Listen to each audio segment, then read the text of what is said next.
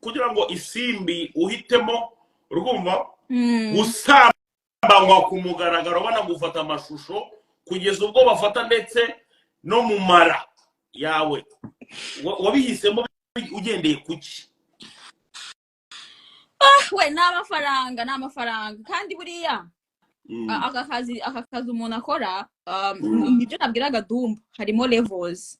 Niba ushaka kuba indaya ihagarara mu migina uzaba indaya ihagarara mu migina ko hari indazi ziri educated zifite amashuri, hari indazi like you know ibundi indaya ni indaya uretse ama levels wenda umuntu kubera class aba ariho umuntu ashobora gukora uburabwe muri class n'ibiki, ariko njyewe ntabwo nkunda kupretendinga nta kintu cyabinteba naravuga ngo ni trauma ngo yagize ngo nibiki, ariko nta trauma buriya watangiye. Ariko ugitangira ngira ngo urabyibuka hari ukuntu wajya gunarira ukagaragaza yuko waterera nk'uko wari utuvido twawe uri murarira kera uvuga ngo utanga ibintu gasuku.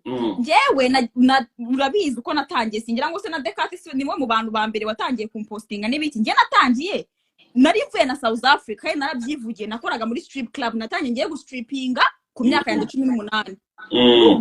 Strip club nakora akazi nyine k'uburaya uretse nyine ko nyine ko kari kuri level nyine yindi uri ahantu hari se. No kuvuga ngo ubu ngubu se uri proud yo kwitwa indaya cyangwa ntago uratangira kuba proud yabyo? Hari ukundi kuntu tubyita mu kirimi cyacu. No kuvuga ngo ubu ngubu nshaka najya nkora nk'ikiganiro nkavuga ngo indaya Isimbi Noeline, so ukumva nta kibazo.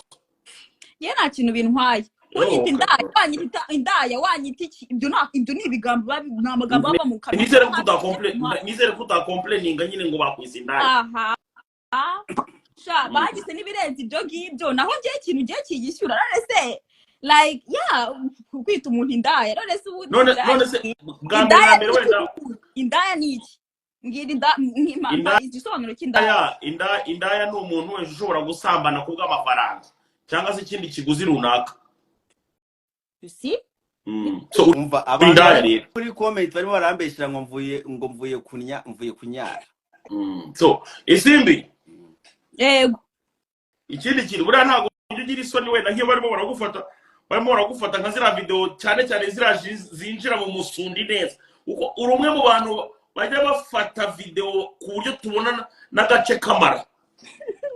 Ahubwo se uravuga n'ubu ngubu umaze gushutinga na Blazers kandi Blazers ibona no kamera ni za 4K ziba zireba no mu ndibyara.